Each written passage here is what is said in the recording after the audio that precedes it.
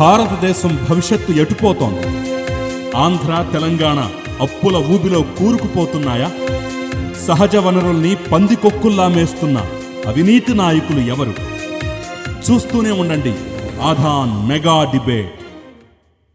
నమస్తే, welcome to mega debate. నేను ప్రసాద్. ముఖ్యమంత్రి చంద్రబాబు గారు, అలాగే ఐటీ శాఖ మంత్రి అయినటువంటి నారా లోకేష్ గారు దావోస్ పర్యటనలో ఉన్నారు. మరి ఆంధ్రప్రదేశ్కి పెట్టుబడిదారులు ఇక క్యూ కడతారా, లేకపోతే ఇది ప్రచారం మాత్రమేనా? సరే, నిన్న చాలా కీలకమైన పరిణామం. ఏదైతే ఐటీ దిగ్గజమైనటువంటి బిల్ గేట్స్ గారితో బాబు గారి భేటీ మీరు గమనించినట్లయితే, ఆయన 1995 ఫస్ట్ టైం సీఎం అయినప్పుడు ఇదే బిల్ గేట్స్తో అప్పుడు ఆయన చర్చించడం, దాని తర్వాత హైదరాబాద్కి మైక్రోసాఫ్ట్ రావటం, మరి ఐటీకి హబ్గా హైదరాబాద్ అనేది నిలయం అయిపోయింది, దాంట్లో ఎటువంటి సందేహం లేదు. సో అదేవిధంగా ఇప్పుడు ఆర్టిఫిషియల్ ఇంటెలిజెన్స్ కూడా రాబోతూ ఉందా, ఏం జరుగుతుంది? ఎందుకంటే చంద్రబాబు నాయుడు గారు అధికారంలోకి రాగానే ఒక మాట చెప్పారు, మీరు 1995 సీఎంని చూస్తారు అని చెప్పేసి. సో అది యాదృచ్ఛికం, కాకతీయులమ, కానీ ఇప్పుడు దావోస్ పర్యటనలో మాత్రం ఈ విధంగా బిల్ గేట్స్ గారిని కలవడం జరిగింది. మరి ఇదే తరుణంలో మనం గమనిస్తే ఈ దావోస్ పర్యటన అంతా కూడా చాలా స్పీడ్గా నడుస్తూ ఉంది. ఒకరోజు తర్వాత ఒకరోజు, ఒకరి తర్వాత ఒకరు పెట్టుబడిదారులను కలవటం, మాట్లాడటం. సో వాళ్ళు మరి ఓకే చెప్తున్నారా, ఓఏలు కుదుర్చుకుంటారా? మరి దీనివల్ల ఏదైతే ఎన్నికలకు ముందు ఒక హామీ ఇచ్చారు, 20 లక్షల మంది యువతకి ఉపాధి కల్పిస్తామని చెప్పేసి, ఆ కళ నెరవేరబోతుందా ఏంటి? అమరావతి అనేది హైదరాబాద్ లాగా, హైదరాబాద్ ఐటీ హబ్గా ఎలా ఉందో అమరావతి అనేది ఆర్టిఫిషియల్ ఇంటెలిజెన్స్ హబ్గా మారబోతుందా? ఏం జరగబోతుంది? అట్లాగే దీని తర్వాత ఇంకొక టాపిక్ కూడా ఉంది. కేసులు ఫుల్లు, అరెస్టులు నిల్లు. వీళ్ళు అది చేశారు, ఇది చేశారని చెప్పేసి ఎన్నికలకు ముందు చాలా చెప్పారు, దాని తర్వాత చాలామంది పైన అభియోగాలు కూడా వచ్చినాయి. తీరా చూస్తే ఏమీ లేదు, అంతా సస్యశ్యామలంగా ఉంది. మరి ఏం జరుగుతుంది అనేది కూడా చర్చించబోతున్నాం. ఈ చర్చలో మనతో పాల్గొనబోతున్న వారు శివపార్వతి గారు, జనసేన పార్టీ అధికార ప్రతినిధి, అలాగే దాసరి శేషు గారు, తెలుగుదేశం పార్టీ అధికార ప్రతినిధి, రేగిడి లక్ష్మణరావు గారు, వైసీపీ అధికార ప్రతినిధి, అలాగే మస్తాన్ రావు గారు, రాజకీయ విశ్లేషకులు. అందరికీ నమస్తే అండి. సో లక్ష్మణరావు గారు, ముందు మిమ్మల్నే తీసుకుంటాను. సో ఇప్పుడు దావోస్ పర్యటనని మీరు ఎలా చూస్తున్నారు? ప్రసాద్ గారు, మీకు ఉన్న పెద్దలకి, ఆధాన్ టీవీకి, యాజమాన్య హృదయపూర్వక నమస్కారం. నమస్తే అండి. మస్తాన్ గారు గత డిబేట్లు ఉన్నట్టున్నాను నాకు. ఓహో, మీరందరూ వేరే చోటకి వెళ్ళొచ్చారా? వేరే డిబేట్లో ఉన్నారు. అయితే ఏ విధంగా చూడాలంటే ఈ కామెడీగానే ఉందని చెప్తాను. గత 2019, 24 మధ్య జగన్మోహన్ రెడ్డి గారు ఒకే సింగిల్, అంటే 2022లో ఒకే ఒక పర్యటనతో 1,26,000 కోట్ల రూపాయలు పెట్టుబడుల్ని ఆ యొక్క సంస్థలని తీసుకురావడం, ఇప్పుడు ఉత్పత్తి అవుతూ ఉన్నాయి, కంపెనీలు పెట్టారు. అలాగే లక్షల కొద్ది మందికి ఉపాధి కూడా కల్పించడం జరిగింది. మరి 2014, 2019లో ఇదే చంద్రబాబు నాయుడు గారు, లోకేష్ గారు 4-5 సార్లు పర్యటన చేశారు. చంద్రబాబు నాయుడు గారు అయితే 4 సార్లు వెళ్ళారు, లోకేష్ గారు ఒకసారి. ఎన్ని కంపెనీలు తెచ్చారండి? ఎన్ని కంపెనీలు గ్రౌండ్ అయ్యాయి ఇప్పటికి చెప్పండి. వాళ్ళు 5 సార్లు వెళ్ళినటువంటి ఏమండి? మీరు తెచ్చిన కంపెనీల పేర్లు చెప్పండి. జగన్మోహన్ రెడ్డి గారు ఒకసారి చెప్తాను. ఎస్, ఇప్పుడు వాళ్ళ కంపెనీల పేర్లు, వాళ్ళు తెచ్చినట్టు కంపెనీ పేర్లు, పెట్టుబడులు వాళ్ళు చెప్పండి. తర్వాత మీరు అడుగుతా ఉన్నారు, మీరు తెచ్చినటువంటి కంపెనీలు ఏవైతే ఉన్నాయో, ఇథనాల్, ఏవైతే ఇథనాల్ ఇప్పుడు ఈ రోజున రాజమండ్రికి వేదికగా, రాజమండ్రికి దగ్గరలో ఒక ఇథనాల్ కంపెనీ సుమారు 2,500 కోట్లు పెట్టి తీసుకొచ్చినట్టు కంపెనీ మీరు చెక్ చేసుకో.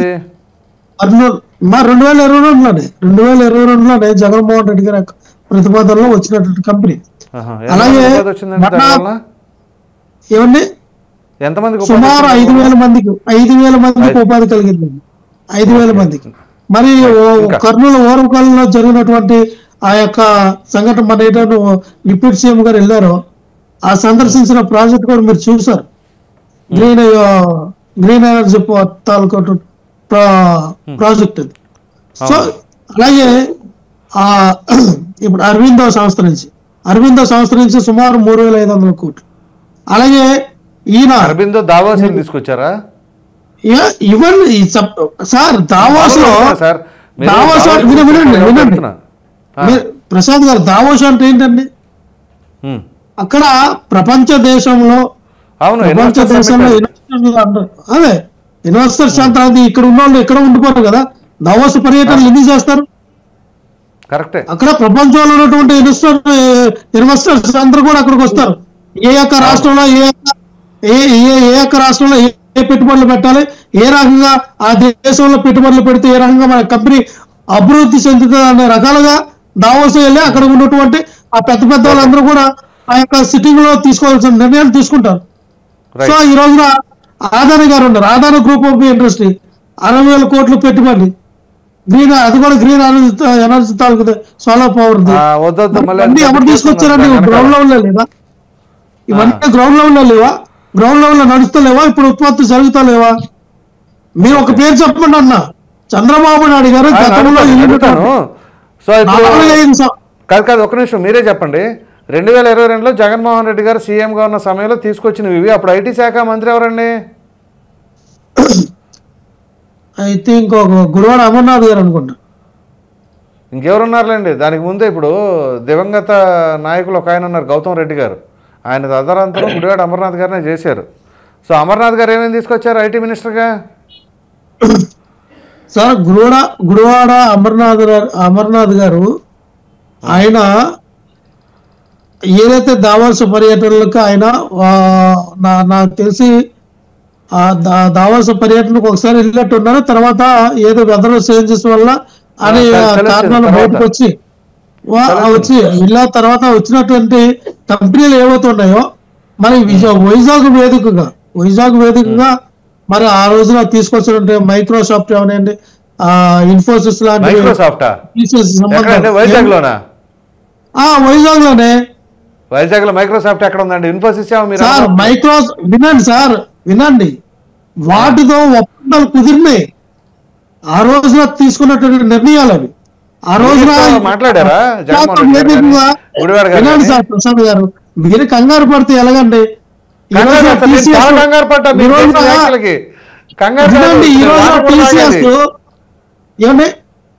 నేను వాటర్ కూడా తాగాలి ఇప్పుడు. మీరు మైక్రోసాఫ్ట్ తాగాలి సార్. ఈ రోజున వచ్చినాయి మీ దగ్గరకు వచ్చిన ప్రపోజల్ ఆ రోజున మీరు తీసుకొచ్చినవే కదా. మా దగ్గర గ్రౌండ్ అయ్యి మా దగ్గర ఇగో మేము వస్తున్నాం, మీ పెట్టుబడులు పెడతామని మా దగ్గర ఒప్పందాలు చేసుకునేవే కదా. ఈ రోజు చంద్రబాబు నాయుడు గారు కానీ పవన్ కళ్యాణ్ గారు కానీ మా వల్ల వచ్చినాయని చెప్పుకున్నారంటే ఆ రోజు మేము వేసిన పునాదని.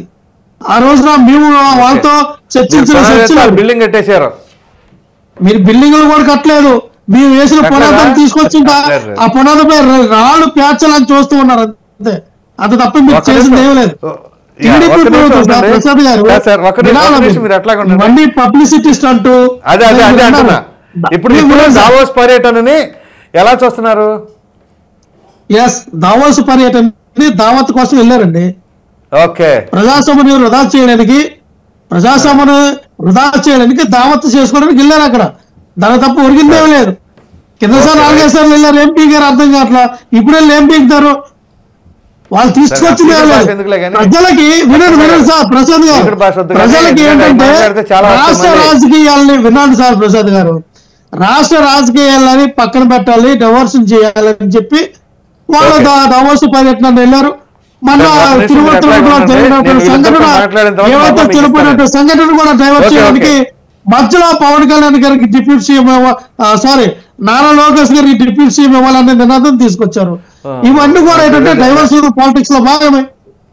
మరి అంబటి రాంబాబు కూడా సంబంధం లేకుండా ఆ పాయింట్ మధ్యలో చెప్పి మరి దానికి ముందు అటు దానికి ముందు ఇటు వేరేదేదో మాట్లాడి మనం అటు వెళ్ళొద్దులే కానీ రాజకీయ పరంగా. శివభారతి గారు నమస్తే అండి.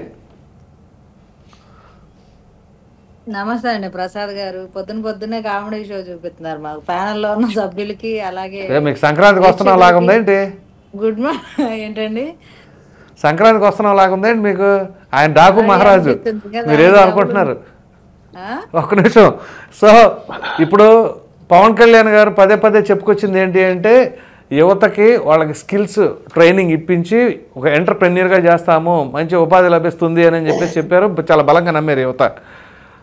సో మరి తరుణులు ఇప్పుడు దావోస్ పర్యటన ఆ విధంగా చూస్తారా, లేదా లక్ష్మణరావు గారు చెప్పినట్లుగా ఏదో ఖర్చు చేయడానికి, టాపిక్ డైవర్ట్ చేయడానికి చేస్తున్నారా? చెప్పండి.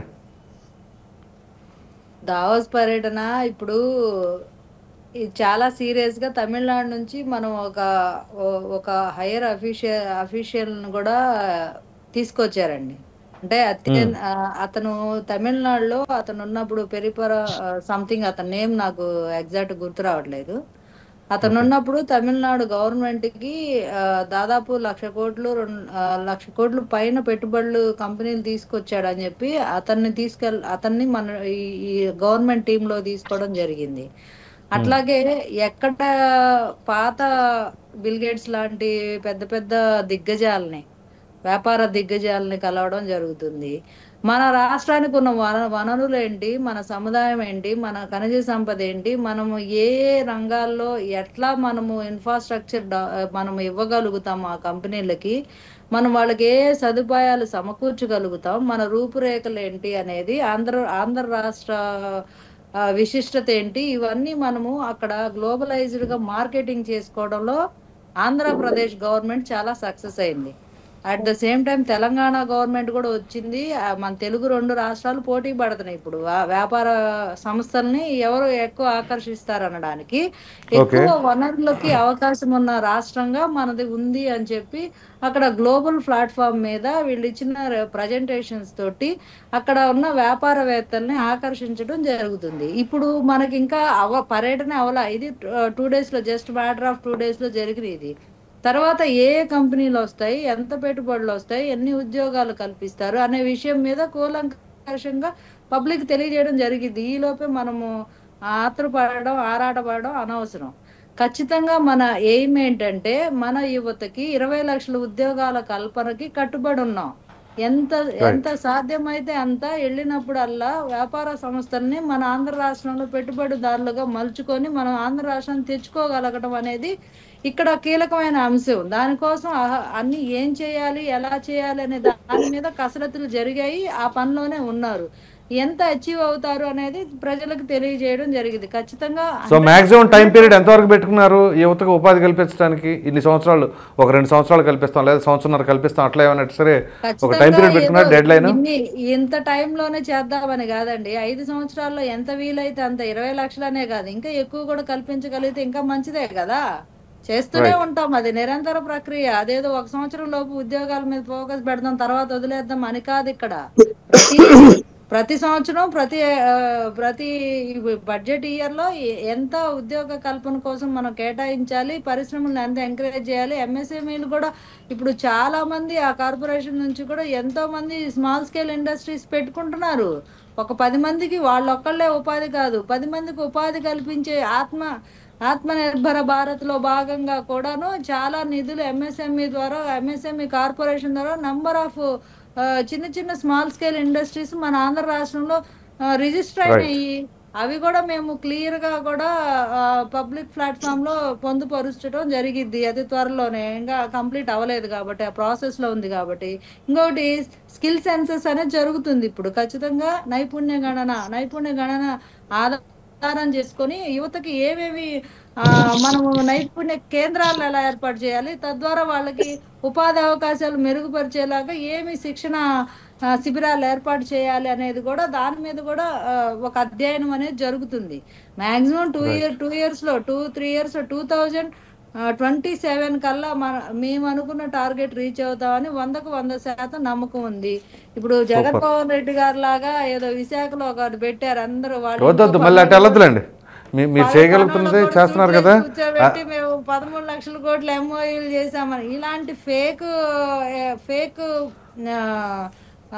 ఏంటి పబ్లిసిటీ మనం చెయ్యం. ఖచ్చితంగా జెన్యూన్ గా పెద్ద కంపెనీని తీసుకొచ్చే పనిలోనే ఆ వేటలోనే. అందుకనే ప్రజలు మీ మీద నమ్మకంతో అంత మ్యాండేట్ ఇచ్చారు. కేంద్ర గవర్నమెంట్ మనకి సెంట్రల్ గవర్నమెంట్ సహాయ సహకారాలతో బీపీసీఎల్ లాంటి పెద్ద పెట్రోలింగ్ దీనికి రిసోర్సెస్ కి సంస్థ 60,000 కోట్లు, ఎంత ఉపాధి వస్తుంది. 60,000 కోట్ల రూపాయలు ఒక సంస్థను తీసుకొచ్చారు. అది ఏంటి చెప్పండి చెప్పండి. మరి ఎస్పీసీఎల్ ఆ రోజుల్లో ఎస్పీసీఎల్ వస్తే వద్దని ఎందుకన్నారంటే ఇదే చంద్రబాబు నాయుడు గారు ఎన్డీఏ కూటమి. శేష్ గారు చెప్తారు ఒకసారి. ఎస్పీసీఎల్ ఎస్పీసీఎల్ వస్తే ఎందుకు వద్దన్నారు? ఈ రోజు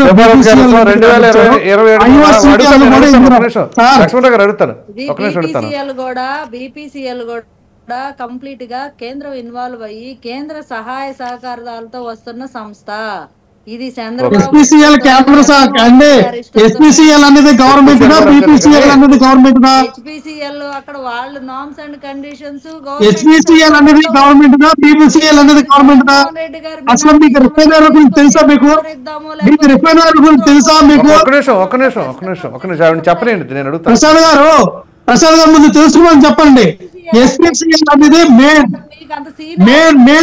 మెయిన్ తర్వాత బీపీసీఎల్ కి ఐఓసీఎల్ కి వాళ్ళు ఒక పార్ట్నర్ గా వాళ్ళకి ఇచ్చినటువంటి పర్మిషన్ మెయిన్. ఇప్పుడు ఈ రోజు వినండి, మీరు తెలుసుకోండి, సబ్జెక్ట్ తెలుసుకోండి ముందు. లక్ష్మణరావు రాగండి. శివపార్వతి గారు, సో 2027 కల్లా మీరు దాదాపు 100% ఇవ్వడానికి మీరు చేస్తున్న ప్రయత్నం అంతే కదా? ఇంకా తర్వాత ఇంకా ఇన్వెస్టర్స్ వస్తానే ఉంటారు ఆటోమేటిక్. మేము ఇంకా కల్పన అనేది పెద్ద ఎత్తున చేయాలి అనే ప్రసాద్ గారు సంవత్సరాల టైం ఉంది, దానిలో మేము ఖచ్చితంగా చేసి తీరుతాం. వేళ్ళలాగా ఫేక్ ప్రసాద్ గారు సబ్మిషన్ అండి, ఒక మాట అండి. ఇప్పుడు చెప్పండి, మీ సబ్మిషన్ అంటే చెప్పండి, నేను ఆ తర్వాత శేష్ గారిని తీసుకుంటాను. చెప్పండి. అలాగే సార్. ప్రసాద్ గారు, నేను అనేది ఏంటంటే హెచ్పిసిఎల్ అనేది మన ప్రభుత్వానికి సంబంధించిన సంస్థ.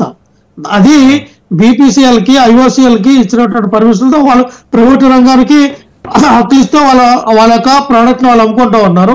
మరి ఈ రోజున ఏదైతే బిఎస్ఎన్ఎల్ ఉందో, బిఎస్ఎన్ఎల్ ఈ రోజున ఎయిర్టెల్ ఎలాగొచ్చిందంటే జియో ఎయిర్టెల్ ఇవన్నీ వాటికి ఎవరండి దానికి ముందుకెళ్ళడానికి అనేక రకాలుగా సహకరించింది ఎవరంటే బిఎస్ఎన్ఎల్ కదా. ఈ రోజున బిఎస్ఎన్ఎల్ సహకరించడం వల్ల కదా వీళ్ళకి టెలికాం రంగంలో ఈ జియో కానీ ఎయిర్టెల్ కానీ మిగతా ఇతరత్ర అన్ని అలగొచ్చాయో సేమ్ హెచ్పిసిఎల్ కూడా ఈ బీపీసీఎల్ కి ఐఓసీఎల్ కి ఇచ్చింది. మీరు హెచ్పిసిఎల్ ఎంకరేజ్ చేయాలి కానీ హెచ్పిసిఎల్ మాకొద్దు బీపీసీఎల్ ఐఓసీఎల్ అని మీరు ఎంత కమిషన్ అందుకోవడానికి బీపీసీఎల్ రమ్మని చెప్పారు. ఎందుకు హెచ్పిసిఎల్ అక్కడ రిఫైనరీ పెడతారంత ఎందుకు వస్తున్నారు? ఇదే చంద్రబాబు నాయుడు గారు, దానికి సమాధానం చెప్పండి. మీరు ఇప్పుడు బిఎస్ఎన్ఎల్ వాడుతున్నారా లేకపోతే జియో వాడుతున్నారా? నేను అదే చెప్తాను సార్, నేను బిఎస్ఎన్ఎల్. నా నంబర్ 9494947467 చూడండి. ఆ బిఎస్ఎన్ఎల్ అనే వాళ్ళు సరిగ్గా నెట్వర్కింగ్ అన్ని బాగానే మెయింటైన్ చేస్తే జియో దాకా వెళ్ళవు. అది ఎవరిది సార్? అది ఎవరిది లాభం అంటున్నాను నేను. మన ప్రభుత్వ సంస్థలు మనం ఎందుకు ప్రోత్సహించట్లేదు? మీరు ఎందుకు నెట్వర్క్ ఉందనుకోండి, నేను బిఎస్ఎన్ఎల్ కి వెళ్తా, నా నెట్వర్క్ లేకపోతే వేరే దానికి ఎందుకు సార్? ఏమైనా ఎయిర్టెల్ జియో వాడు అంత పెట్టుబడి పెట్టినప్పుడు లక్షల కోట్ల టర్న్ ఓవర్ ఉన్నటువంటి ప్రభుత్వం ఎందుకు పెట్టదు? ఎందుకు అభివృద్ధి చేయదు అన్నా నేను. ప్రభుత్వ సంస్థలు ఎందుకు మీరు అభివృద్ధి చేయరు? శేష్ గారు నమస్తే అండి. ఏం ప్రభుత్వ సంస్థలు ఇంప్లిమెంట్ చేశారు సార్? శేష్ గారు ఏంటి అంత మరి మొహం కనపడకుండా నమస్కారాలు పెడుతున్నారండి శేష్ గారు? ఏంటి మరి దావోస్ పర్యటనలో ఇప్పుడు చంద్రబాబు గారు, లోకేష్ గారు, బిల్ గేట్స్తో నిన్న భేటీ అయింది. ఏంటి ఏం చేయబోతున్నారు? ఊరిని ప్రచారం చేసుకుంటున్నారా? ఏమైనా తీసుకొచ్చేది ఉందా పెట్టుబడిదారులని? ముందుగా మీకు అదేవిధంగా ప్యానల్లో ఉన్నటువంటి పెద్దలకి అందరికీ నమస్కారం అన్న. నమస్కారం. ఏం లేదన్న, లక్ష్మణరావు గారు మంచి బాగా మాట్లాడతారు, కానీ కాకపోతే ప్రాబ్లం ఏంటంటే ఆ పార్టీలో ఉండడం వల్ల పాపం అలా మాట్లాడాల్సి వద్ద ఏంటో నాకు తెలియదు, కానీ కొంచెం నాకు బాగా అనిపిస్తుంటది. సర్లే, ఆయన బాధ అయిందిలే కానీ వస్తాను. 2 మాటలు మాట్లాడతాను, దయచేసి లక్ష్మణరావు గారు మీరు ఇంటరప్ట్ చేయకండి. ఏదంటే తర్వాత కౌంటర్. కానీ ఏం లేదన్న, ఒకసారి 2019-24 హిస్టరీ సార్ తీసుకుంటే స్వర్గీయ మేకపాటి గౌతమ్ రెడ్డి గారు ఎవరైతే చనిపోయినటువంటి మాజీ ఐటీ మినిస్టర్ 2014-19 కాలంలో ఎన్ని ఉద్యోగాలు వచ్చాయి అనే దాన్ని ఆన్ రికార్డు అసెంబ్లీలో చెప్పినటువంటి మాట. 5,70,000 ఉద్యోగాలు ఈ రాష్ట్రంలో 14-19 కాలంలో వచ్చినాయి అని ఆన్ పేపర్ చెప్పాడు. అది తెలుసు కదా, అది ఒప్పుకుంటారు కదా? అవును, అది ఆన్ రికార్డ్. అది ఆన్ రికార్డ్. తర్వాత ఇదే 2019-24 మధ్యన ప్రభుత్వం ఆంధ్రప్రదేశ్ ప్రభుత్వంలో ఎన్ని కంపెనీస్ వచ్చాయి, ఎన్ని ఉద్యోగాల కల్పన జరిగింది అనేది సమాచారం వచ్చింది. ఒకసారి మీ వాయిస్ ప్రాపర్ మళ్ళీ చెప్పండి, ఒకసారి రిపీట్ చేయండి. అది 2019-24 మధ్య ఆంధ్ర రాష్ట్రంలో ఎన్ని కంపెనీస్ వచ్చాయి, ఎన్ని ఉద్యోగాలు వచ్చాయి అనే దాన్ని ఆర్టీఐ సమాచారం ద్వారా ప్రభుత్వం అధికారికంగా ఇచ్చింది. ఓకే, అసెంబ్లీలో రాలేదా ఆన్ రికార్డు? ఆర్టీఐ ద్వారా అసెంబ్లీలో చెప్పరు కదా సార్, మీరు వెళ్ళిన అవన్నీ కూడా అన్ని చెప్పారు కదండి, ఏంటి మీరు చూడలేదేంటి? వాళ్ళు చెప్పింది నేను అంటాం, వాళ్ళ ప్రభుత్వంలో వాళ్ళు ఇచ్చిన రిపోర్ట్, మనం మీరు చెప్పింది కాదండి. అదే సార్ నేనంటుంది, వాళ్ళ ప్రభుత్వంలో అప్పుడు ఐటీ శాఖ మినిస్టర్ చెప్పారు కదా అసెంబ్లీలో. నేను ఫాలో అవ్వలేదండి, అయితే అసెంబ్లీ నేను ఫాలో కాలేదు. రైట్, అది మస్తాన్ రావు గారు చెప్తారు లైన్ టర్న్ లో. చెప్పండి. ఆ ఆర్టీఐ రిపోర్ట్ అయితే క్లారిటీ ఉంది కాబట్టి కనీసం వేలల్లో కూడా లేని ఉద్యోగాలు, వందల్లో కూడా లేని కంపెనీలు, ఈ రెండు పక్కన పెడితే ఇదే దావోస్ ఇదే టైంలో లాస్ట్ ప్రభుత్వంలో సమావేశం అనుకున్నప్పుడు యాజ్ ఐటీ మినిస్టర్ గా వెరీ యంగ్, నా ఏజ్, నాకు బాగా ఫ్రెండ్ అతను, ఒకప్పుడు తెలుగుదేశంలో పనిచేశాడు, ఇద్దరు కలిసి పార్టీలో పనిచేసాం వైజాగ్ లో, అప్పుడు నేను యూనివర్సిటీలో చదివేటప్పుడు. Very young fellow. ఆయన ఏం చెప్పాడండి, గడ్డగడ్డ చెల్ల ఉంటది, అక్కడికి వెళ్తే వారంలో స్నానం కూడా చేయలేరు, ఎవడు వెళ్తారా చెల్ల అన్నాడు. అన్నాడా లేదండి? మీడియా మీరు అన్నది కాదులే, అది అందరం చూసింది వెళ్ళండి. అది అదే నేను అన్నాడు కదండి. ముఖ్యమంత్రి గారు ఎల్లకెళ్ళక 5 నెలల కాలంలో ఒకే ఒకసారి పాపం ఏదో తప్పనిసరి పరిస్థితి, ఏదో మొత్తం మీద లేదా పిల్లల కోసం వెళ్ళడానికి ఫ్లైట్ ఖర్చు కలిసి వస్తాను లండన్ మీదుగా దావోస్ వెళ్ళినప్పుడు ప్రశ్న ఇన్ఫ్రాస్ట్రక్చర్ లో కానీ ఎడ్యుకేషన్ లో కానీ ఏంటి మీ తాలూకా విధానాలు ఏంటి అన్నప్పుడు చెల్లింది క్వశ్చన్ అని ఆన్సర్ కూడా చెప్పలేని సిచ్యువేషన్ ని యావత్ దేశం చూస్తుంది కదండి. రైట్. అలాంటి సిచ్యువేషన్ లో ఇప్పుడు వచ్చినటువంటి with in the span of 6 నెలల కాలంలో దాదాపు 4 లక్షల ఉద్యోగాల కల్పనకే ఒక రెవెన్యూ క్రియేట్ చేసినటువంటి సందర్భం. దయచేసి నేను ఏమంటానంటే పొలిటికల్ గా ఏమన్నా విమర్శలు చేద్దాం, ఓకే, అది ఇబ్బంది లేదు, కానీ యాక్సెప్ట్ చేద్దాం. ఎందుకంటే రాష్ట్రానికి కొద్దిగా అట్మాస్ఫియర్ బెటర్ గా ఉంటే ఇక్కడ కంపెనీస్ వస్తే ఆ కంపెనీస్ రావటం వల్ల స్టేట్ ఇన్కమ్ జనరేట్ అవుతుంది, స్టేట్ లో ఉన్నటువంటి అన్ఎంప్లాయ్మెంట్ ఏదైతే యూత్ ఉన్నారో అన్ఎంప్లాయ్డ్ యూత్ కి ఎంప్లాయ్మెంట్ క్రియేట్ అవుతుంది. వాటి దిశగా మనం పనిచేద్దాం. ఊరికే పొలిటికల్ గా ఏదో మిమ్మల్ని డిబేట్ పిలిచాం కాబట్టి మేము పాజిటివ్ గా చెప్తే మీరు నెగిటివ్ గా చెప్పాలనేటువంటి ఆలోచనలోంచి వాస్తవాలు మాట్లాడతాం. నిజంగా ఏదైనా పాలసీ ఉంది, సింగిల్ విండో సిస్టమ్ లో ఏమైనా లోప్ హోల్స్ ఉంటే, ఏమైనా ప్రాబ్లమ్స్ ఉంటే, లేదా ఏమైనా ఇంప్లిమెంట్ చేయడంలో ఏమైనా డిఫికల్టీస్ ఉంటే డెఫినెట్ గా సజెస్ట్ చేయండి, దాని మీద మాట్లాడదాం. కానీ ఇలాగా దావత్ కోసం దావత్ వెళ్ళారని ఇలాంటి స్టేట్మెంట్లు ఇవ్వటం ఏంటంటే మీ తాలూకా స్థాయిని చాలా దిగజార్చేటువంటి మాట. ఎందుకంటే ముఖ్యమంత్రి గారికి తిండి తినడానికి దావత్ వెళ్ళాల్సిన అవసరం లేదు, లేదా మంత్రులకి దావత్ తినడానికి దావత్ వెళ్ళాల్సిన అవసరం లేదు. రైమింగ్ కోసం వాడినట్టుండారులే. నేను అందుకే చెప్తున్నాను అన్న, నేను సాఫ్ట్ గానే చెప్తున్నాను కదా, నేను హార్డ్ గా అనట్లేదు కదా, ఉన్న విషయాన్ని మాట్లాడుతున్నాను. అంటే అదే వాళ్ళ చెప్పడం వల్ల ఏముందంటే ఇప్పుడు లక్ష్మణరావు గారు అంటే ఏదో కొంచెం స్పోక్స్ పర్సన్ అనే ఒక గౌరవం ఉంటుంది. ఇలాంటి మాటల వల్ల ఏంటంటే గౌరవం మనం అంటే చూసే వాళ్ళకి కొంచెం పోయేది. ఎందుకంటే ఆ ఏజ్ లో ఆ మనిషి మిగతా వాళ్ళందరూ స్వెటర్, ఈయన పక్క ముఖ్యమంత్రి రేవంత్ రెడ్డి గారు కూడా మొత్తం నిండా స్వెటర్ కప్పుకున్నాను, కానీ ముఖ్యమంత్రి గారు అదే డ్రెస్ కోడ్ తోటి అంటే అటెన్షన్ ఇవ్వటం అంటే అది చిన్న విషయం కాదండి. 75 ఏళ్ల వయసులో అలాంటి అటెన్షన్ తీసుకురావడం అనేది ఇట్స్ నాట్ ఎ జోక్ అండి. అలా చేస్తున్నప్పుడు డెఫినెట్ గా మనం కొంత పాజిటివ్ గా కూడా కొన్ని తీసుకోవాల్సింది ఉంటుంది. ఈ రోజు చూడండి 95 ఇందాక మీరు ఏదైతే కోట్ చేశారో 95 లో సిఇఓ ఆంధ్రప్రదేశ్ గా 5 నిమిషాల కోసం కాలినడకని వెళ్ళి రిక్వెస్ట్ చేసి 5 నిమిషాలు దాన్ని 45 నిమిషాలు తీసుకొచ్చి మైక్రోసాఫ్ట్ ని హైదరాబాద్ తేవటం వల్ల ఈ రోజు దేశానికే హైదరాబాద్ అనేది ఒక గేట్ వే ఐటీకి. బికాజ్ ఆఫ్ ఆ రోజు అక్కడ పడినటువంటి ఫౌండేషన్ ఈ రోజు వేల కంపెనీస్ వచ్చినాయి, లక్షలాది ఉద్యోగాలు వచ్చినాయి బికాజ్ ఆఫ్ ఆ రోజు అక్కడ తీసుకున్నటువంటి స్టెప్. అలాగా ఈ రోజు ఇప్పుడున్నటువంటి పరిస్థితుల్లో ముఖ్యంగా 3 విషయాల మీద ఎక్కువ డిస్కషన్ అనేది జరుగుతుంది. ఒకటి ఏంటంటే గ్రీన్ హైడ్రోజన్ భవిష్యత్తుని ఏదైతే నిర్దేశించేది ఉందో, రెండోది ఏదైతే ఆర్టిఫిషియల్ ఇంటెలిజెన్స్, ఈ రెండింటితో పాటు డ్రోన్ టెక్నాలజీ. ఈ 3టికి సంబంధించి ముఖ్యమంత్రి గారు ఒక 20 ఏళ్ళు 30 ఏళ్ళు ముందుగా ఆలోచించి మనం చూసారు ప్రధానమంత్రి గారి నేతృత్వంలో గ్రీన్ హైడ్రోజన్ దాదాపు మరి విశాఖపట్నం ఓపెనింగ్స్ లో మరి ఎంత పెద్ద మీరు చూసారు ఓపెనింగ్ చేస్తూ కూడా మాట్లాడారు. ఏది ప్రపంచంలో 4-5 దేశాలు గ్రీన్ హైడ్రోజన్ మీద భవిష్యత్తు నిర్దేశించబోతా ఉంటే దాంట్లో ఇండియా ఒకటి. ఇండియాలో 2-3 స్టేట్లు ఉంటే అందులో ఏపీ ప్రథమంగా ఉండబోతుందని చెప్పారు.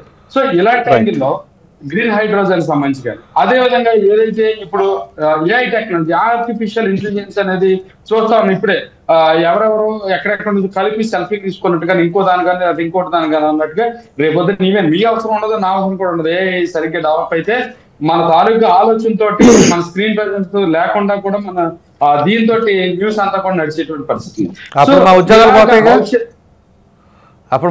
పోతే మీరు చెప్పే ప్రకారం మీకేసే కదా సార్ వాడతారు, మీ ఆలోచనే కదా సార్, మీ మైండ్ తోనే కదా సార్ నడిచేది.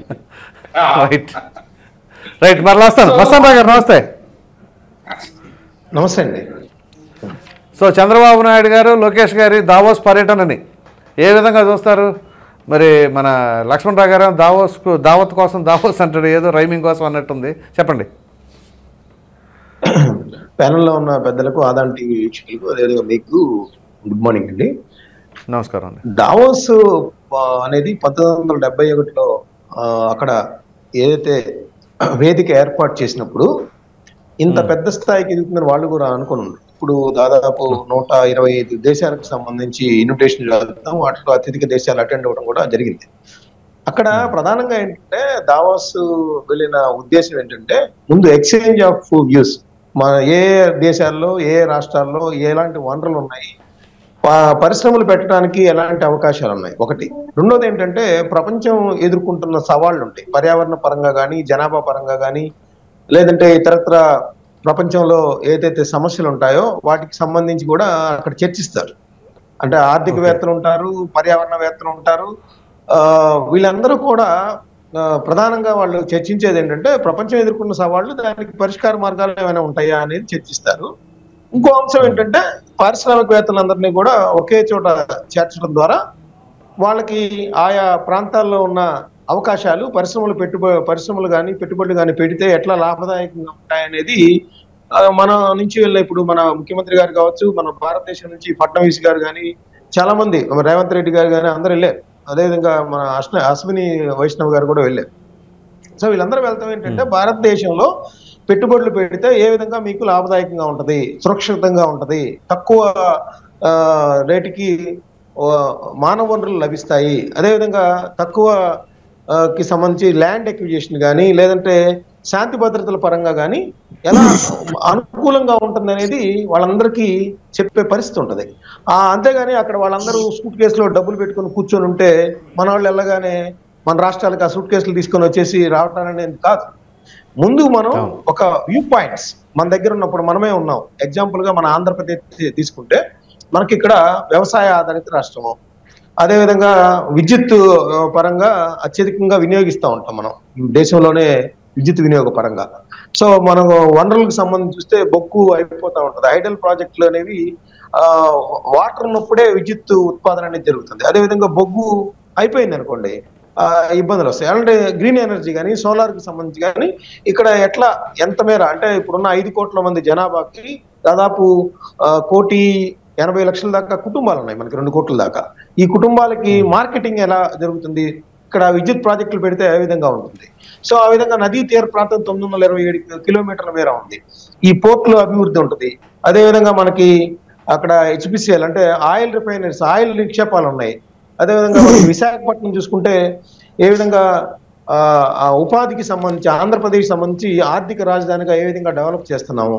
అదేవిధంగా అమరావతి నిర్మాణానికి సంబంధించి కన్స్ట్రక్షన్ కంపెనీలు, అదేవిధంగా మనకి 600కు పైగా మెడికల్ ఇంజనీరింగ్ కాలేజీలు ఉన్నాయి. అదేవిధంగా మెడికల్ కాలేజీలు కూడా దాదాపు 25కు పైగా ఉన్నాయి, ప్రైవేటు.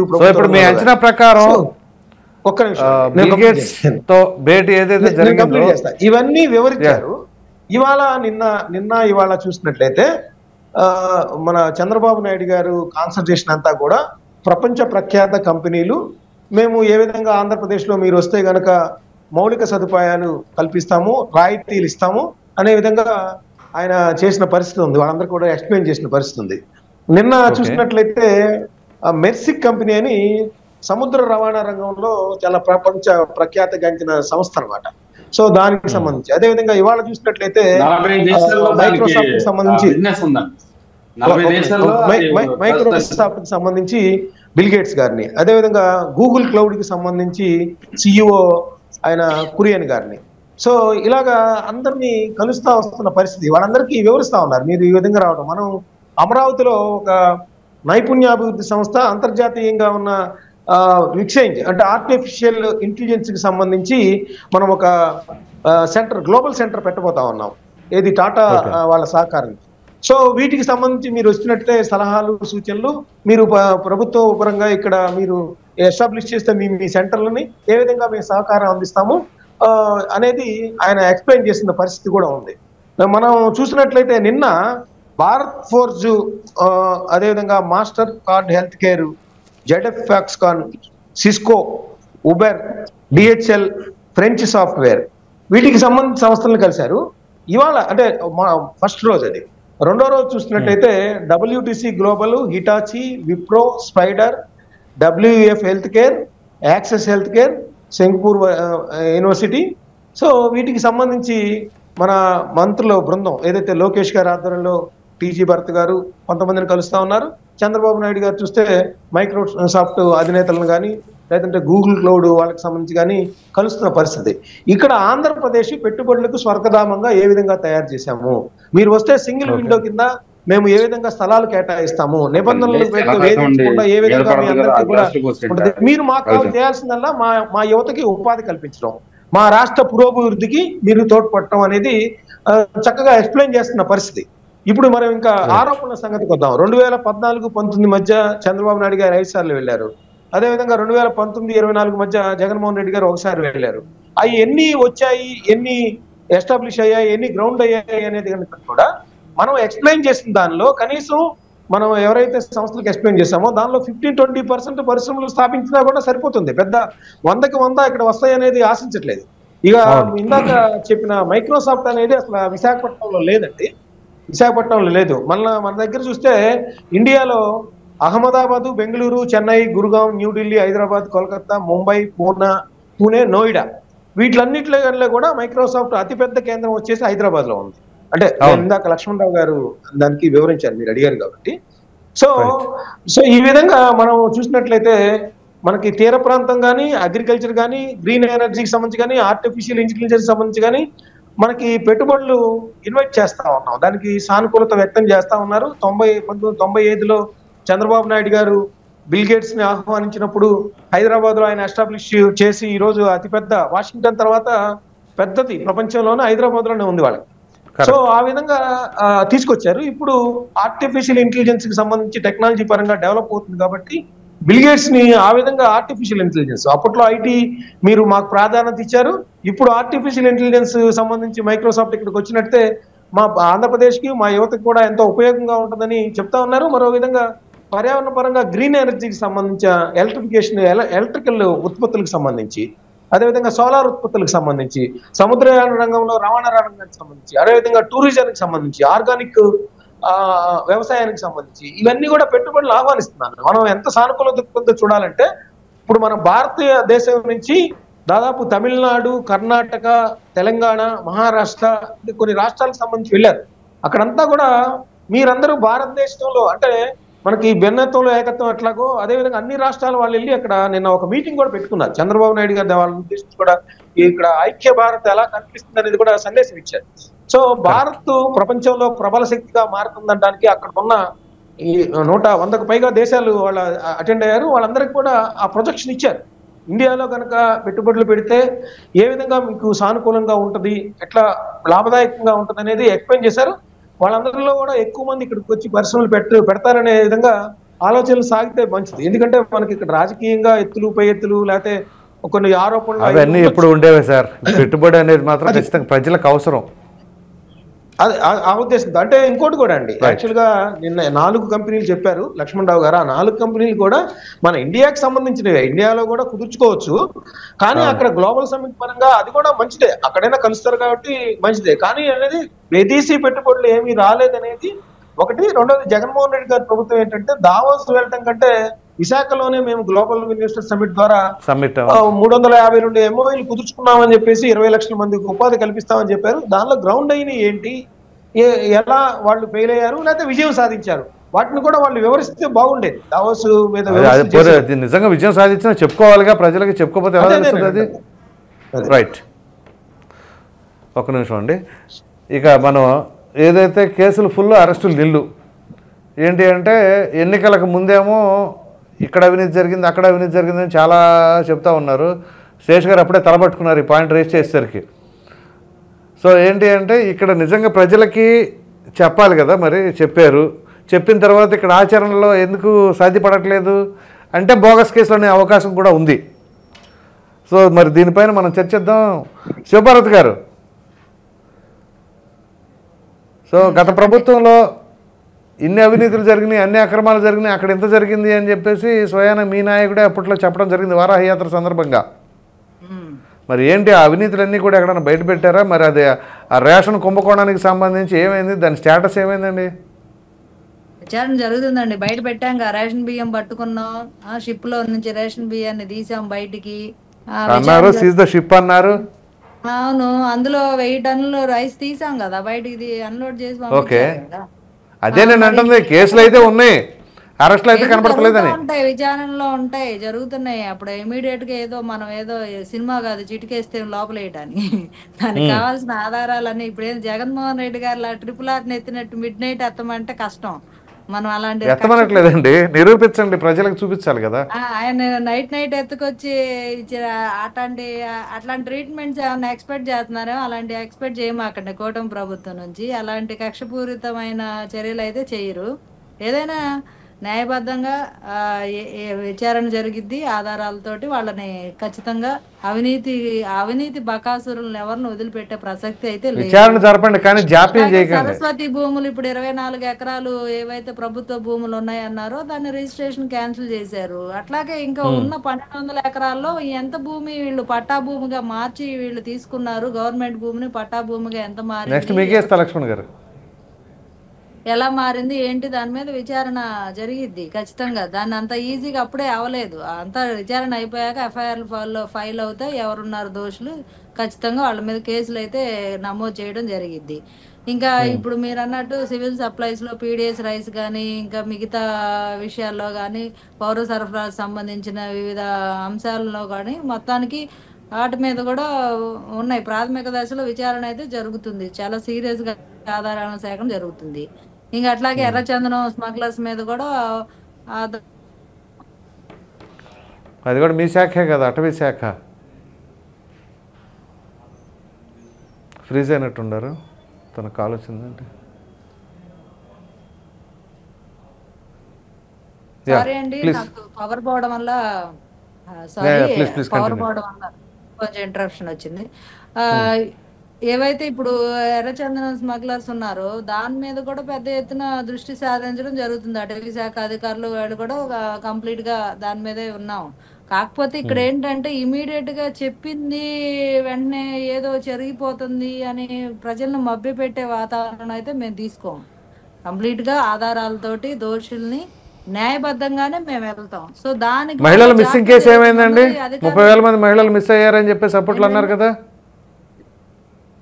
వాళ్ళే ఇప్పుడు మేము అన్నాము, అది సెంట్రల్ గవర్నమెంట్ దృఢపరిచింది, పార్లమెంట్ సాక్షిగా చెప్పారు. అదే ఎన్సీఆర్బీ ఇచ్చిన రిపోర్ట్ అని చెప్పేసి చెప్పారులేండి అప్పుడు. వీళ్ళు గవర్నమెంట్ వైఎస్ఆర్సీపీ పార్టీ వాళ్ళు అబ్బాయి లేదు 30,000 మంది మిస్ అయ్యారు, దానిలో దాదాపు 27,000 మంది తీసుకొచ్చాం వెనక్కి, దానిలో ఇంక 3,000 మంది లెక్క తేలేదని వాళ్ళే ఏదో లెక్క చెప్పుకొచ్చిన పరిస్థితి ఉంది. సో ఆ 3,000 మందిలో ఒక్కళ్ళు కూడా మిస్ అవ్వకుండా మేము కూడా దాని సార్లు అది హోమ్ మినిస్టర్ తీసుకోవాల్సిన, హోమ్ మినిస్టర్ పరిధిలో ఉన్న విషయం కదా. ఖచ్చితంగా అప్పుడు మాట్లాడారు కదా, మీరే వ్యాఖ్య చేశారు కాబట్టి త్రూ హోమ్ మినిస్టర్ ద్వారా చేపించవచ్చు. ఏముంది దానికి, డిప్యూటీ సీఎం కదా పవన్ కళ్యాణ్ గారు.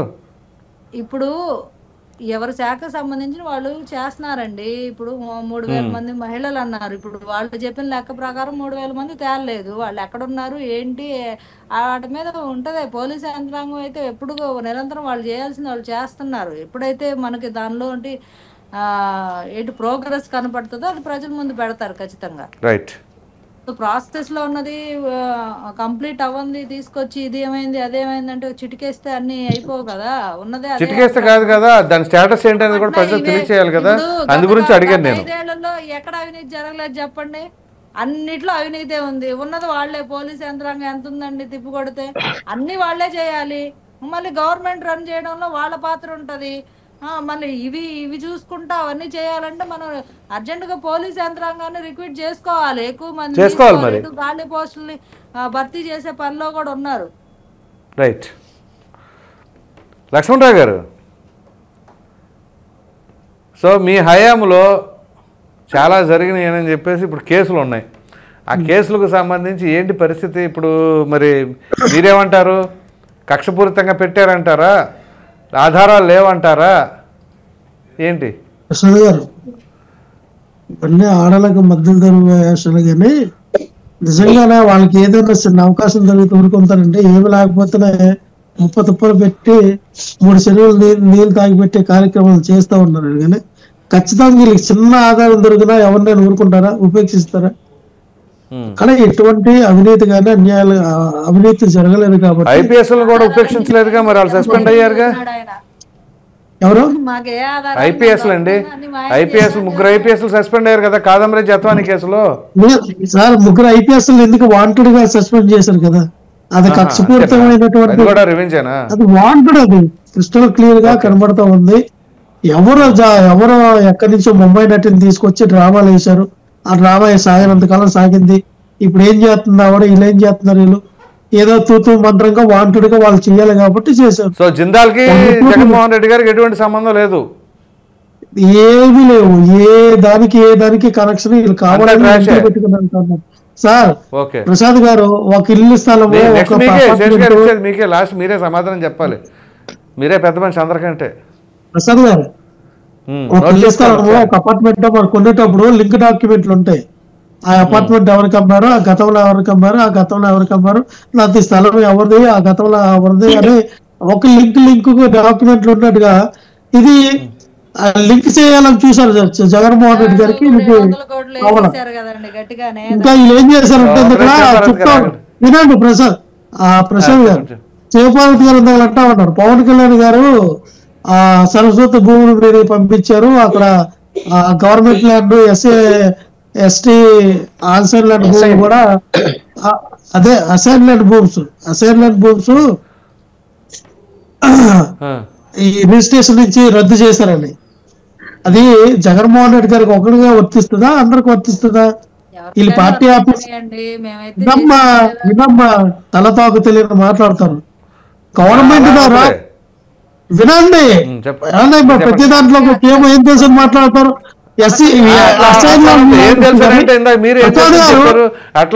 ప్రసాద్ గారు, చెప్పండి, గవర్నమెంట్ ల్యాండ్స్ కానీ అసైన్ ల్యాండ్స్ కానీ జగన్మోహన్ రెడ్డి కబ్జా చేశారా, అక్కడ కొనుక్కున్నారా?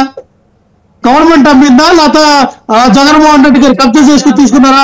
14 ఎకరాల్లో వినండి సార్, వినాలి మీరు వినాలండి, వినకుండా ఎలా మాట్లాడతారు మీరు? వేల ఎకరాలు ఉన్నటువంటి వినండి, అమరావతిలో ఏ రకంగా మీరు ల్యాండ్ పూలింగ్ చేశారో తమాషాలు వస్తున్నారంటే ఎవరి భూములమే, ఎవరి భూములమే,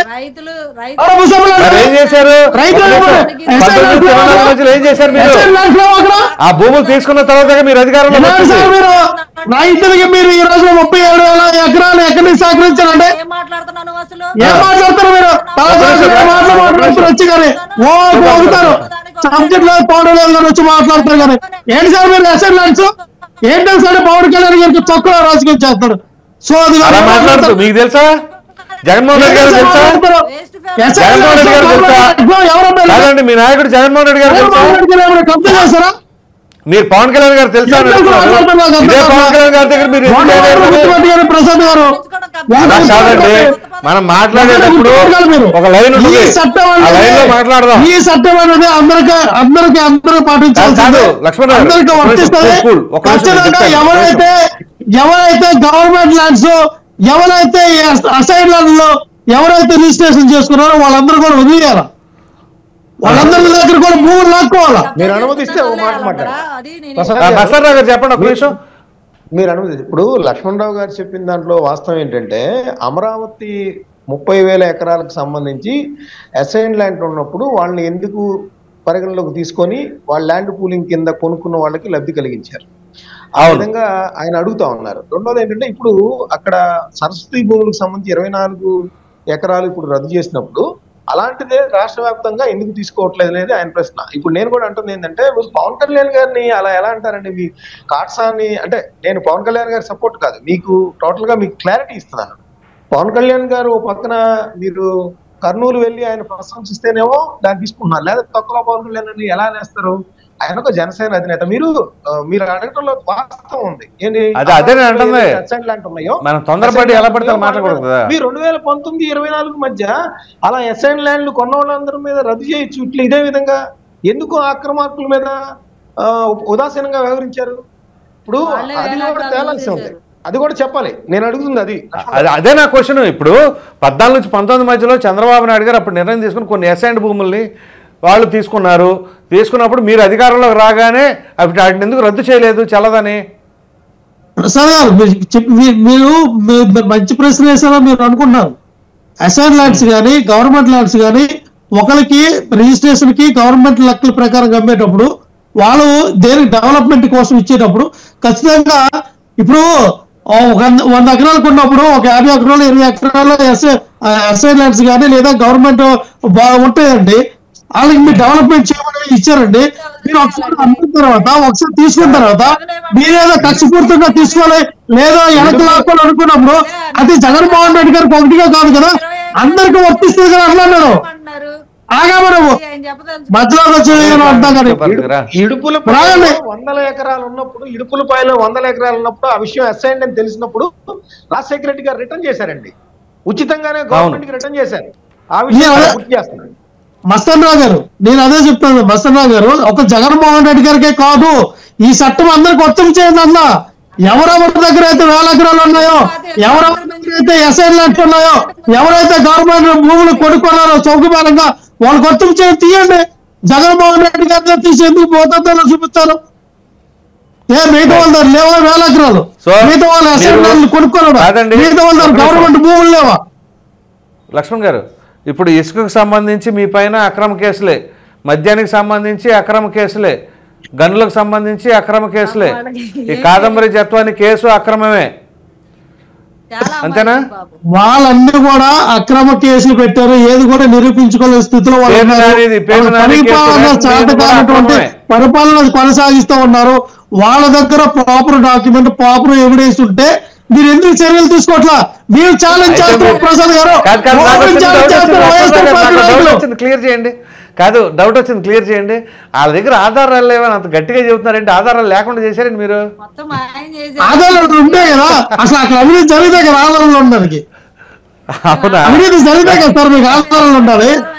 రైట్. ఇప్పుడు టీడీపీ అధికార ప్రతినిధి చెబుతారు, అసలు ఏంటి ఆధారాలు లేకుండా ఏం చేస్తున్నారు ఏంటి అనేది. శేష్ గారు, ఇప్పుడు మీటర్నే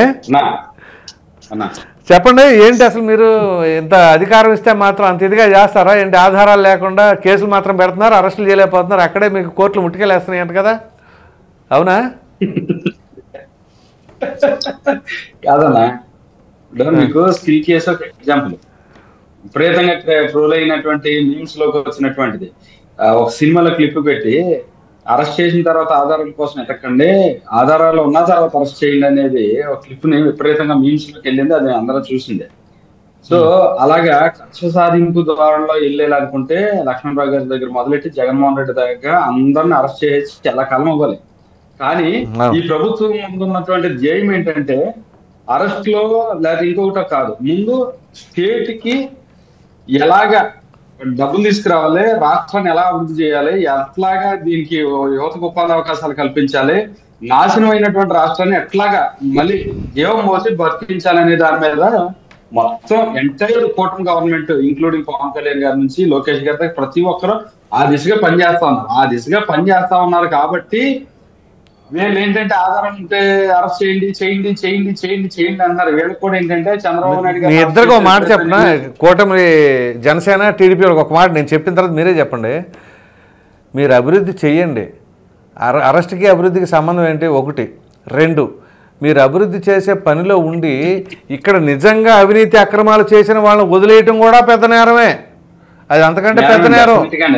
ఇప్పుడు చెప్పండి, మీరు మాట్లాడితే మేము అభివృద్ధి మీద కాన్సన్ట్రేట్ చేశాం కాబట్టి మేము అరెస్టులను వదిలేస్తాం అనేది సంకేతం అవుతుంది. చెప్పండి, ఇప్పుడు మీరే చెప్పండి సార్, నేను అడిగాను కదా, మీరు చెప్పండి. అదే ఒకటండి, మీరే అన్నారు గల్లు వెంకటరెడ్డి దగ్గర నుంచి జోగి రమేష్ వాళ్ళ అబ్బాయి దాకా, జత్వాని కేసు దగ్గర నుంచి విజయపాల్ దాకా ప్రతి ఒక్కరి మీద స్ట్రింజెంట్ యాక్షన్ అనేది ఉంటదండి. కాకపోతే ఏంటంటే కక్షపూరితంగానో లేకపోతే ఇంటెన్షనల్ గానో లేకపోతే వేగ్ గా ఫేక్ కేసులు పెట్టేదానికో ఈ ప్రభుత్వం సిద్ధంగా లేదు. కొట్టామంటే ట్రిగర్ నొక్కామంటే గన్ షాట్ పడాల్సిందే. ఆ దిశగా ఏంటంటే వివరాలన్నీ కూడా సేకరణ జరుగుతుంది. కాకపోతే ఇక్కడ ప్రాబ్లం ఏంటంటే మాతో కన్నా మీకు బాగా తెలుసు, మీడియాలో ఉన్నారు, ఇంటర్నల్ గా చాలా ఎక్కువ తెలుసు. అప్పుడు పనిచేస్తున్న అధికారులు ఇప్పుడు ఉంటారు, అప్పుడు భాగస్వామి అయిన వాళ్ళే ఇప్పుడు ఉంటారు. కొత్తగా ఇప్పుడు రిక్రూట్ చేసేసి ఆ పొజిషన్స్ మనం క్రియేట్ చేయలేం కాబట్టి అందులో కొంతమంది భాగస్వామి అయిన వాళ్ళు కొంత దాన్ని ఏంటంటే డ్రాగన్ చేసుకుంటూ వస్తున్నారు. అల్టిమేట్ గా ఆఫ్టర్ 1 year, అది గవర్నమెంట్ 1 year కంప్లీట్ చేసే టైంకి డెవలప్మెంట్ తో పాటు తప్పు చేసిన వాళ్ళందరూ జన్మస్థానం శ్రీకృష్ణ జన్మస్థానం కాబోతా ఉంది. మీరు రెడీ టు వాచ్ ఇట్ అండి. అందులో అనుమానమే లేదు, అసలు అందులో అనుమానమే లేదు. రెడీగానే ఉంది అంతా కూడా.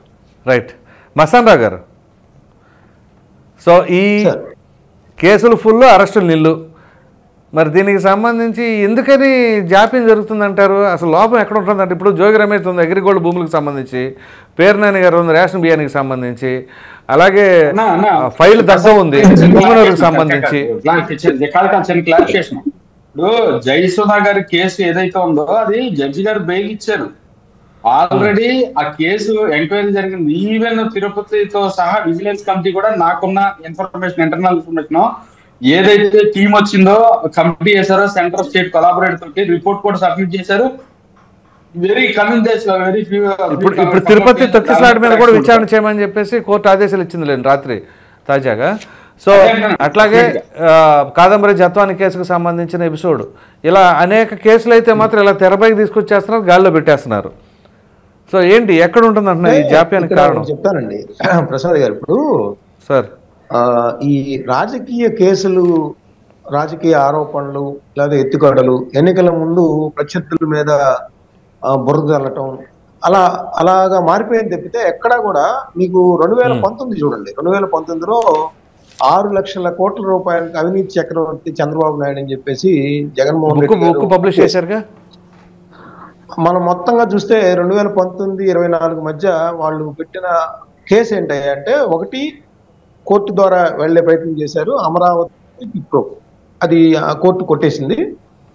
ఎటువంటి ఆ క్విట్ప్రోకు అక్కడ ఇన్సైడర్ ట్రేడింగ్ జరగలేదని తేల్చింది. సో ఇన్సైడర్ ట్రేడింగ్ అనేది అది ప్రధానంగా ఆరోపించారు అప్పుడు. రెండోది మనం చూసినట్లయితే మొత్తంగా చూస్తే 3,300 కోట్ల రూపాయల స్కిల్ డెవలప్మెంట్ కి సంబంధించి కుదుర్చుకున్న ఎంఓయూలో 330 కోట్ల రూపాయల ప్రభుత్వ ధనం 270 కోట్ల రూపాయలు చెల్లించారనేది. సో ఆ 270 కోట్లలో కూడా చంద్రబాబు నాయుడు గారికి కొంతమేర లబ్ధి కలిగింది అని, అంటే 6 లక్షల కోట్లకి సంబంధించి ఆరోపణలు చేస్తే 270 కోట్ల రూపాయలకు మాత్రమే కేసు పెట్టగలిగారు. అది కూడా ఎలక్ట్రల్ బాండ్స్ అన్నారు కదా. అదే ప్రజలు అఫ్ కోర్స్ ఏదైనా కావచ్చు, బిట్కోకో విషయంలో అది, అంటే నేను అనేది పోలుస్తున్నా, 6 లక్షల కోట్లు, 270 కోట్లు. సో దాని మీద మాత్రమే చేశారు. మిగతా విషయాలు ఏమైనాయి? అలాగే జగన్మోహన్ రెడ్డి గారి మీద కూడా అంతే జరిగింది కదా, 1,00,000 కోట్లు అన్నారు, అది తీరా చూస్తే 1200 కోట్లు ఎంతో అయింది కదా. 1360 కోట్లు అండి. ఆయన జేడి లక్ష్మీనారాయణ గారు 1360 కోట్లు. మొదట్లో 42,000 కోట్ల రూపాయలు అన్నారు, వాస్తవంలోకి వచ్చేసరికి ఆ విధంగా ఉంటాయి. నేననేది ఇప్పుడు మొన్న చూసినట్లయితే వైఎస్ఆర్సీపీ ప్రభుత్వం అధికారంలో ఉన్నప్పుడు మనము ఒక ఏడాది ముందు, అంటే 24 ముందు 23 నుంచి కనుక పేపర్లన్నీ చూస్తే తెలుగుదేశం పార్టీ ఆరోపణలు ఏముంటాయంటే మద్యం కుంభకోణం, శాండ్, అదేవిధంగా భూ కబ్జాలు, విశాఖపట్నం కేంద్రంగా జరిగినవి కావచ్చు, మైన్స్ కావచ్చు, గ్రావెల్ కావచ్చు. ఇక ఇవన్నీ ఇట్లా ఉంటేనేమో మీరు చెప్పిన భూ కబ్జాలు కానీ, లేదంటే ట్రాన్స్ఫర్స్ కి సంబంధించి కానీ, లేదంటే ఇప్పుడు మనకి అచ్చెన్నాయుడు గారు, లేదంటే అయ్యన్న పాత్రుడు గారు, లేదా దూలిపాల నరేంద్ర గారు పెట్టిన వాళ్ళ మీద పెట్టిన కేసులు కావచ్చు, ఇవన్నీ మనకు కనిపిస్తా ఉంటాయి. సో వాళ్ళు ఆరోపణలు అంటే మేము కనుక అధికారంలోకి వస్తే మాకు ఎవరికైతే మా మీద వేధింపులు పూర్తి చేశారో అన్యాయంగా జైళ్ళకి తరలించారో వాటిని అంతు తేలుస్తాం నిగ్గు తేలుస్తాం అని చెప్పేసి తెలుగుదేశం పార్టీకి సంబంధించిన చంద్రబాబు నాయుడు గారి దగ్గర నుంచి లోకేష్ గారి దగ్గర నుంచి సీనియర్ నాయకులందరూ కూడా చెప్పిన పరిస్థితి. ఇంకోటి కూడా ప్రధానంగా చెప్తా, ఏంటంటే జగనన్న కాలనీల పేరుతో ల్యాండ్ ఎక్విజిషన్ జరిగినప్పుడు 1000 కోట్లు కొమ్ముకోవడం జరిగిందని చెప్పేశారు. ప్రతి నియోజకవర్గంలో కూడా మెజారిటీ ఆఫ్ నియోజకవర్గాల్లో అప్పుడున్న ఎమ్మెల్యేలు 5 లక్షలకి 10 లక్షలకి ఎకరం కొని ప్రభుత్వానికే 50 లక్షల నుంచి 70 లక్షల రూపాయల దాకా ప్రభుత్వం దగ్గర నుంచి తీసుకున్నారనేది ప్రధానమైన ఆరోపణ.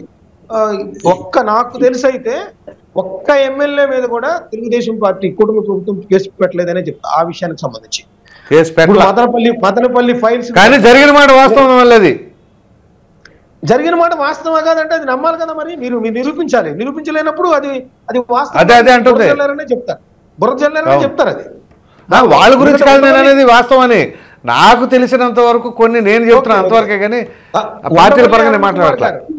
Not only Telugu Desam party, Undavalli Arun Kumar గారు కూడా రాజమండ్రిలో అవి మునిగిపోయే భూములకి ఇంతంత పెట్టుకుంటారు ఏంట్రా బాబు అని చెప్పేసి ఆయన కూడా ఆశ్చర్యం వ్యక్తం చేసిన పరిస్థితి. సో వాటి మీద ఏటి మీద కూటమి ప్రభుత్వం చర్య తీసుకోలేదు. ఏంటంటే అప్పుడున్న ఎమ్మెల్యేలు ఇప్పుడున్న ఎమ్మెల్యేలు ఏమన్నా కొల్యూడ్ అయ్యారా? ఒప్పందాలు ఉన్నాయి, కొంతమంది అటు నుంచి ఇటు వచ్చిన వాళ్ళు కూడా ఉన్నారు కదా. వస్తే వచ్చి ఉండొచ్చు. నేను అనేది ఏంటంటే ఎందుకు కేసులు పెట్టలేదు? అప్పట్లో ఏంటంటే ఆ ఎమ్మెల్యేని జైల్లో వేపిస్తాను, ఇది ఆధారం సహితంగా మాకు దొరికిపోతుందని చెప్పేసి అప్పట్లో ఉన్న తెలుగుదేశం పార్టీ ఇన్ఛార్జీలుగా ఉన్న నియోజకవర్గాల్లో వాళ్ళు ప్రకటించారు. మరి ఇప్పుడు ఏం చేయలేదు. ఇప్పుడు గనుల వెంకటరెడ్డి గారికి సంబంధించి గనులు, అదేవిధంగా మద్యం జే బ్రాండ్ అన్నారు, బాగా జగన్మోహన్ రెడ్డి గారు 1000 కోట్ల రూపాయలు వసూలు చేశారన్నారు. ఏవేవి ఎక్కడా నిరూపించలేకపోతున్నారు వీళ్ళందరూ కూడా. ఇప్పుడు మనకి చూస్తే ఏంటంటే తెలుగుదేశం పార్టీకి సంబంధించిన కార్యాలయం మీద దాడి కేసు ఒకటే కనిపిస్తా ఉంది. అవన్నీ కూడా ఇప్పుడు నేను చెప్పేవి జోగి రమేష్ గారికి సంబంధించిన అగ్రిగోల్డ్ భూములు కానీ, లేదంటే జత్వానీ కేసు కానీ, లేదంటే తెలుగుదేశం పార్టీ కార్యాలయం మీద దాడి కేసు కానీ, మదనపల్లి కానీ, ఇంకోటి కానీ మొత్తం కూడా కోర్టులోకి వెళ్ళినాయి. కోర్టులోకి వెళ్ళినప్పుడు ఛార్జ్ షీట్లు ఫైల్ చేయాల్సింది ఎవరు? పోలీసు అధికారులు వాటిలో సరైన సాక్ష్యాధారాలు సేకరించలేకపోతున్నారు. ఎందుకు సేకరించలేకపోతున్నారు? కుటుంబ ప్రభుత్వంలో ఉన్న అధినేతలకు కానీ, మంత్రులకు కానీ, ఆ పోలీసు అధికారుల మీద కానీ, లేదంటే కలెక్టర్ల మీద కానీ ఎటువంటి పట్టు లేకుండా పోతుంది. ఎందుకు? గతంలో చేసిన ఆరోపణలకు సంబంధించి వాళ్ళ సాక్ష్యాధారాలు ఇస్తే వాటిలో కోర్టులో ఛార్జ్ షీట్ల ద్వారా ఫైల్ చేస్తారు.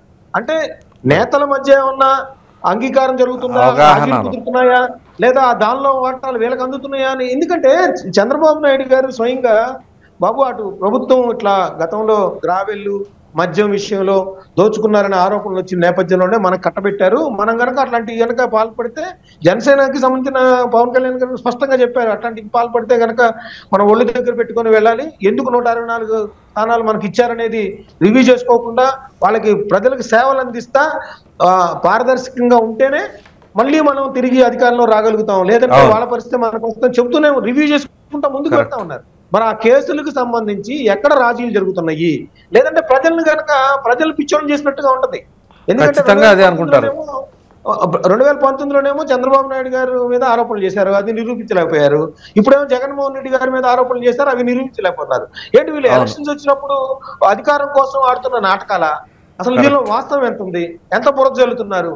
ఖచ్చితంగా ప్రజల సొమ్ము సంరక్షకులుగా ఉంటారని వీళ్ళందరూ ఓటు ఏదైతే తీసుకున్నారో అది కాపాడకుండా ఇదే విధంగా కొనసాగుతూ ఉంటే ప్రజలను పిచ్చోళ్ళు చేస్తూ ఉంటారు. ఎప్పుడో ఒకసారి మళ్ళీ వీళ్ళందరినీ కాదని అక్కడ ఆమ్ ఆద్మీ పార్టీ లాగా కొత్త వాళ్ళకి లేకపోతే నిజాయితీగా ఉండే వాళ్ళకి స్థానం కల్పించే రోజులు కూడా వస్తాయని నేను అంటాను.